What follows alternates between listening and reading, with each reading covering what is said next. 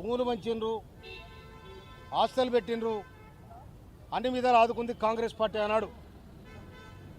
ఆ తర్వాత కూడా కాంగ్రెస్ పార్టీ జవహర్లాల్ నెహ్రూ కాండ్ మొదలు పెడితే లాల్ బహదూర్ శాస్త్రి, ఇందిరాగాంధీ వారి మంత్రివర్గంలో బాబు జగజ్జీవన్ రావు గారికి ప్రధానమైన స్థానం ఇచ్చి గౌరవించింది. అదేవిధంగా మొన్న తెలంగాణ ఏర్పడడానికి పార్లమెంట్ స్పీకర్గా మీరకుమార్ గారికి జగజ్జీవన్ రావు కూతురుగిట్టి మాకు గౌరవించడం జరిగింది. కానీ తెలంగాణ వచ్చిన తర్వాత తెలంగాణ రాష్ట్ర ప్రభుత్వం, గత ప్రభుత్వం కేసీఆర్ ప్రభుత్వం ఉన్నాడు, మాదిగల మంత్రి పదవి లేదు. ఆ రాజయ్యను 8 నెలలకే ఊడబిక్కేసినారు. ఊడబిక్కినోడు చెప్పలే, ఊడబిక్కేసినోడు చెప్పలే. కానీ తెలంగాణ రాష్ట్రంలో కాంగ్రెస్ ప్రభుత్వం అధికారంలోకి వచ్చిన తర్వాత అవతల కేసీఆర్ ప్రభుత్వంలో మాదిగలకు అన్యాయం జరిగిందని మాదిగలు ఒక్కసారే కాంగ్రెస్ వైపు మళ్ళీ కాంగ్రెస్ గెలవాలి, ఇంద్రమ రాజ్యం రావాలి అని ఒక సంకల్పంతోని రేవంత్ రెడ్డి గారు పిసిసి అధ్యక్షుడిగా వారి నాయకత్వంలో మాదిగలంతా మనసుడై కాంగ్రెస్ పార్టీకి ధీటుగా నిలబడే సందర్భాన్ని మీకు మనవి చేస్తున్నాను నేను. అదేవిధంగా మంత్రివర్గం ఏర్పడిన తర్వాత మా మాదిగలకు కూడా మంత్రి పదవి కావాలని చెప్పి మేము ముఖ్యమంత్రి గారి గౌరవనీయులు రాష్ట్ర ముఖ్యమంత్రి రేవంత్ రెడ్డి గారు కూడా అప్పీల్ చేయడం జరిగింది. వారు కూడా సానుకూలంగా స్పందించడం జరిగింది.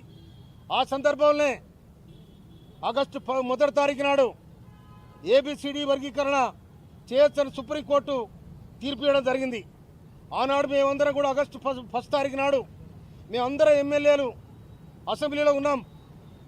ముఖ్యమంత్రి గౌరవనీయులు రేవంత్ రెడ్డి గారు పిలిచి తప్పకుండా ఏబిసిడి వర్గీకరణ చేస్తాం, దానికి ఆర్డినెన్స్ తీసుకొస్తాం అని చెప్పి 9 నెలలు దాన్ని కంప్లీట్ చేసి ఇవాళ వర్గీకరణ 2011 సెన్సస్ ప్రకారం జనాభా లెక్కలు తీసి ఆ జనాభా లెక్కల ప్రకారం మాదిగలు 33 లక్షల జనాభా, మాలలు 16 లక్షలు, ఇక చిన్న చిన్న కులాలు మా తోడున్న కులాలు కూడా చిన్న చిన్నవి, మొత్తం కలిసి 52 లక్షలు.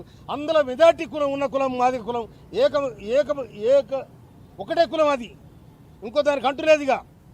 కనుక ఇంతమంది మాదిగలు ఉన్నాం.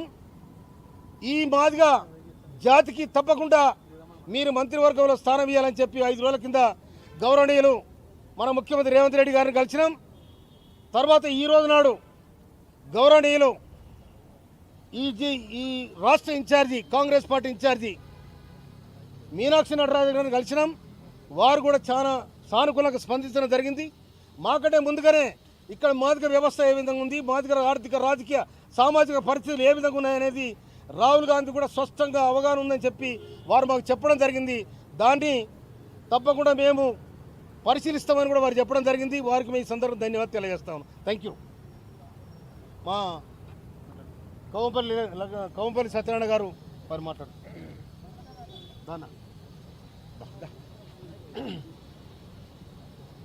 మీడియా మిత్రులందరికీ నమస్కారం. ఈరోజు రాష్ట్ర general secretary, AICC general secretary, incharge secretary గారికి మా మాదిగ ఎమ్మెల్యేల మందరం 5గురము, నాతో పాటు అడ్లూరు లక్ష్మణ్ కుమార్ గారు, లక్ష్మీకాంతం గారు, మందుల శామ్యుల్ గారు, యాదన్న గారు అందరం కలిసి ఆమెకు వినతి పత్రాన్ని ఇవ్వడం జరిగింది. మా మాదిగ ప్రజలందరూ కూడా 50 లక్షల పైకు చిలుకున్న ఏకైక కులంగా మాదిగ కులం ఉన్నది. ఆ కులానికి నాయకత్వం వహించే నాయకుడు లేడు. తప్పకుండా మాకు మంత్రివర్గంలో చోటు ఇవ్వాలి. మా ప్రజలందరూ కోరుతా ఉన్నారు, మమ్మల్ని ప్రశ్నిస్తూ ఉన్నారు. మా మాదిగ కుల బాంధవులు ఈరోజు మాకు కాంగ్రెస్ పార్టీలో మంత్రి లేడని మమ్మల్ని నిలదీసే పరిస్థితి వచ్చింది. కాబట్టి 3 రోజుల కిందటనే రాష్ట్ర ముఖ్యమంత్రి గారికి వినతి పత్రం సమర్పించినాం. అదేవిధంగా వర్గీకరణ చైర్మన్గా ఉన్నటువంటి ఉత్తమ్ కుమార్ రెడ్డి గారికి నిన్న కలిసి మా యొక్క విజ్ఞాపన పత్రాన్ని, అయ్యా మాకు కూడా మంత్రివర్గంలో చోటు కల్పించాలి, మాదిగలకు ప్రాతినిధ్యం లేదు మంత్రివర్గంలో అని ఆయనకు కూడా మా యొక్క విన్నపాన్ని విన్నవించుకోవడం జరిగింది. మరి అదేవిధంగా డిప్యూటీ సీఎం బట్టి విక్రమార్క గారికి కలిసి నిన్న మా యొక్క విజ్ఞాపన పత్రాన్ని ఇవ్వడం జరిగింది. మరి ఈరోజు ముఖ్యంగా మన రాష్ట్ర ఇన్ఛార్జ్ అయినటువంటి మీనాక్షి నటరాజన్ గారిని కలవడం 5గురం కూడా కలిసి ఒకటే రిప్రజెంట్ చేసినాము. మా మాదిగలకు రాష్ట్రంలో అన్ని కులాల కన్నా అధిక జనాభాలో ఉన్న ఏకైక కులం మాదిగా, దానికి ప్రాధాన్యత లేదు. ఈరోజు దయచేసి మీరు మా సమస్యను అర్థం చేసుకొని తప్పకుండా రాబోయే ఏదైతే మంత్రివర్గ విస్తరణ ఉన్నదో దాంట్లో మాదిగలకు స్థానం కల్పించాలని చెప్పినాము. సానుకూలంగా స్పందించినారు. మేమిచ్చినటువంటి విజ్ఞాపన పత్రాన్ని కేసీ వేణుగోపాల్ గారికి, అదేవిధంగా ఏఐసిసి అధ్యక్షులు ఖర్గే గారికి, అదేవిధంగా రాహుల్ గాంధీ గారికి పంపిస్తా అని చెప్పడం జరిగింది. తప్పకుండా కాంగ్రెస్ పార్టీ ఏదైతే మాట ఇచ్చి వర్గీకరణ చేస్తామని చెప్పినారో ఆ విధంగా మా ప్రియతమ ముఖ్యమంత్రి గారు రేవంత్ రెడ్డి గారు వర్గీకరణ చేసి మాదిగలకు దైవంగా నిలిచారు. మరి అదేవిధంగా ఈరోజు మంత్రివర్గంలో స్థానం కల్పించి మరొక్కసారి నేను మాదిగ పక్షపాతినని నిరూపించుకోవడానికి మా ముఖ్యమంత్రి గారు సిద్ధంగా ఉన్నారు. ఆయనకు ధన్యవాదాలు తెలియజేస్తా ఉన్నాం. అదేవిధంగా రేపు ఢిల్లీ వెళ్ళి వివిధ నాయకులను కలిసి వారికి కూడా మేము దరఖాస్తులు ఇవ్వాలని అనుకుంటా ఉన్నాం. అందరూ కూడా వచ్చి సహకరించిన ప్రతి ఒక్కరికి ధన్యవాదాలు తెలియజేస్తూ ముగిస్తూ ఉన్నాను.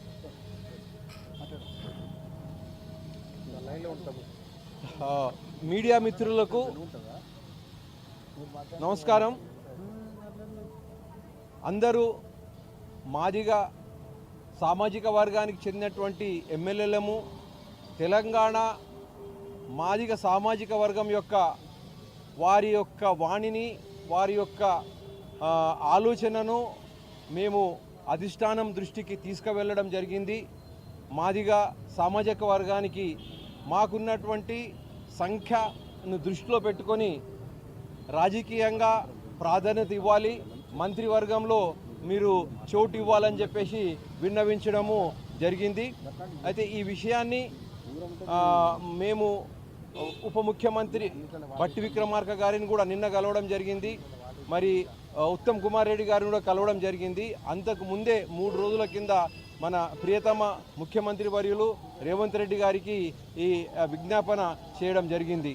అయితే కాంగ్రెస్ ప్రభుత్వం అంటే మాదిగలకు తమ సొంత పార్టీ అనేటటువంటి అంత ప్రేమ, అంత దగ్గరితనం ఉన్నది.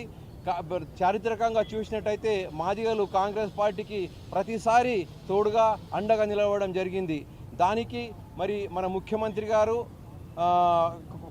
మన కేటగరైజేషన్ చేసి మాదిగలకు ఎంతగానో ఉపకారం చేయడం జరిగింది. దానికి ప్రతి ఒక్క మాదిగ బిడ్డ కాంగ్రెస్ పార్టీకి కానీ రేవంత్ రెడ్డి గారి నాయకత్వం కానీ మేము రుణపడి ఉంటాం. అదేవిధంగా మా యొక్క కోరికలను మన్నించాలని చెప్పేసి కూడా నేను ముఖ్యమంత్రి వర్యులకు మరియు కాంగ్రెస్ పార్టీ అధిష్టానానికి కోరుకుంటున్నా. ధన్యవాదాలు.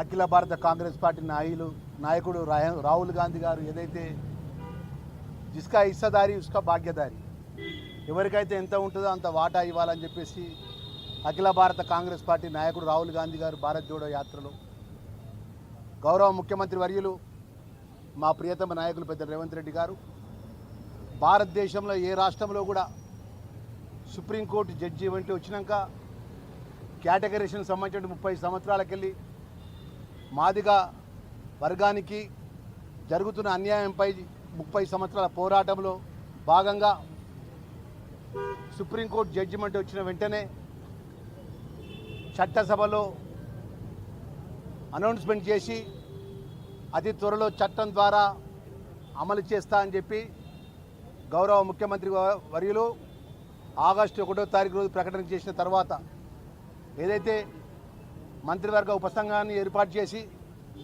ఏకసభ్య కమిషన్ ఏర్పాటు చేసి మాకు ఎస్సీ కేటగరైజేషన్ చేసి అమలు చేసినటువంటి సందర్భంలో ఈరోజు మా తెలంగాణ రాష్ట్రంలో 32 లక్షల మంది 2011 సెన్సస్ ప్రకారం ఉన్నటువంటి జనాభా ప్రాతిపదిక ప్రకారం మా మాదిగ వర్గానికి ఏదైతే చట్టాన్ని చేస్తుందో చట్టాన్ని అమలు చేసుకునడానికి కూడా మంత్రివర్గంలో ప్రాతినిధ్యం ఇవ్వాలని చెప్పి గౌరవ ముఖ్యమంత్రి వర్యులను గౌరవ మంత్రివర్యులను ఏదైతే బట్టి విక్రమార్క కానీ దామోదర్ గారు కానీ మంత్రి గారు వారిని కానీ మంత్రులందరూ కూడా మేము కోరడం జరుగుతుంది.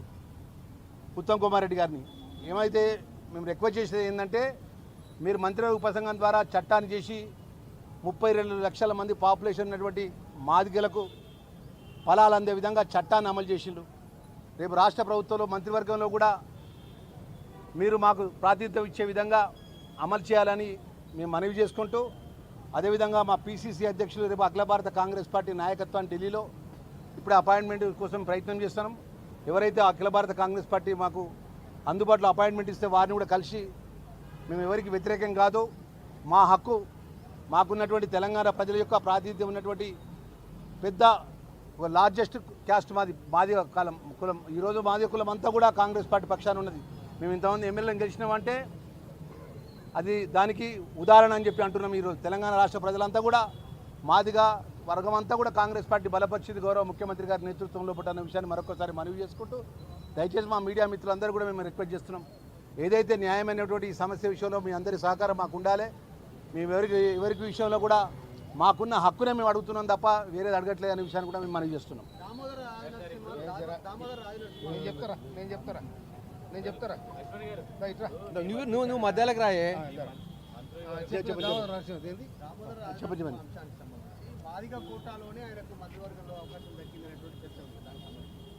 దామోదర రాజనరసింహ గారి తండ్రి సీనియర్ కాంగ్రెస్ నాయకులు, వెంకటస్వామి గారితో సమకాలికులు వాళ్ళు కాంగ్రెస్ పార్టీలో. అదేవిధంగా దామోదర రాజనరసింహ గారు కూడా కాంగ్రెస్ పార్టీలో సీనియర్ నాయకులు. ఆయనకి ఈ కోట వచ్చిందా ఆ కోట వచ్చిందా నాకు అక్కర్లేదు, కానీ మాదిగ కోట కింద మాకు ఇవ్వాలని అడుగుతున్నాం. మేము మాదిగ కోట కింద రేపు జరగబోయే 6 మంత్రివర్గ ఎక్స్పెన్షన్ ఏతుందో ఆ విస్తరణను మాకు ఇవ్వాలని అడుగుతున్నాం. మాకు దామోదర రాజనరసింహతో పంచాయతీ లేదు, కొట్టాడు లేదు. ఆయన సీనియర్ నాయకుడు, అందరితో పాటు ఆయన మంత్రివర్గంలో స్థానం కల్పించారు. ఆయనను గౌరవిస్తాం, మంత్రివర్గంలో ఇచ్చేందుకు గౌరవిస్తాం. మాకు ఆయనతో కొట్టాడు లేదు, ఆయనతో పోటీ కాదు, ఆయన మాకు పోటీ కాదు.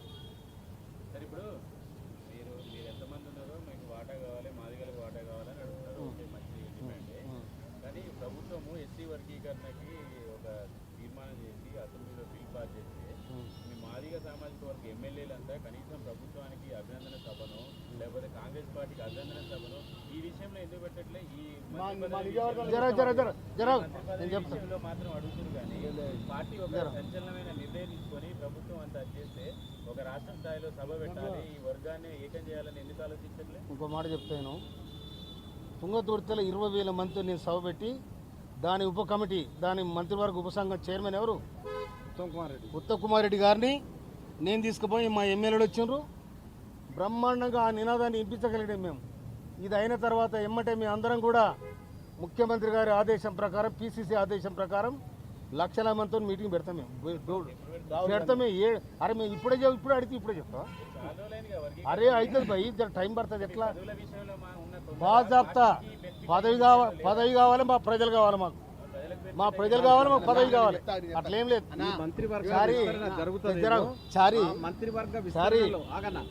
మంత్రివర్గ విస్తరణ జరుగుతుందేమో. జరిగిన తర్వాత మాదిగల నాయకుడు ఉంటే మాదిగల నాయకుని తరఫున ఓన్ చేసుకొని పెడదామన్న ఆలోచనలో మేము ఈరోజు మాదిగ ఎమ్మెల్యేలు ఉన్నాం.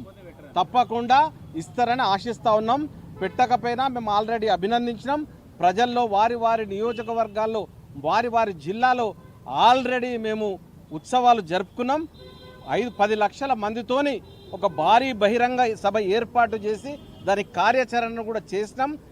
ఊర్లు తిరిగి, జిల్లాలు తిరిగి అందరిని కూడా సమాయత్తం చేసి ఈ ప్రణాళిక ఉన్నది.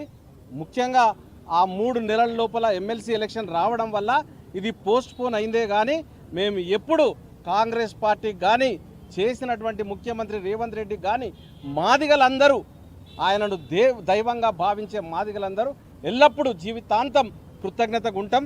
త్వరలోనే మీరు భారీ బహిరంగ సభ 10 లక్షల మందితో చేయడం పరేడ్ గ్రౌండ్లో చూస్తారు.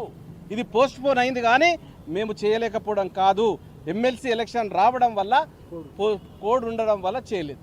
Thank you. ఇప్పుడు ఉన్న రీట్లో మీ 5గురికి కావాలంటున్నారా? మీ 5 రీట్లో ఒక్కరు కావాలంటున్నారా? 5 రీట్లో ఎవరిని ఒక్కరైనా ఫైనల్ చేసి అధిష్టానానికి ఏం చెప్పారు? మీనాక్షి నటరాజన్ ఏం చెప్పారు? రేవంత్ రెడ్డి గారికి ఏం చెప్పారు? ఒక నిమిషం. మేము 6 మంది ఉన్నాం. 6 మంది మాకు ఇస్తారు. నువ్వు అడుగుడు గమ్మతుంది. అయితే చెప్పేది మేమందరం 5 గుట్ల ఎవ్వరికి ఇచ్చినా ఓకే. 6 గుట్ల మేము 6 మంది మాదిగలు ఉన్నాము. కాంగ్రెస్ పార్టీ తరఫున 5 గెలిచినా మాకు తోడుగా మన యాదవ్ వచ్చాడు.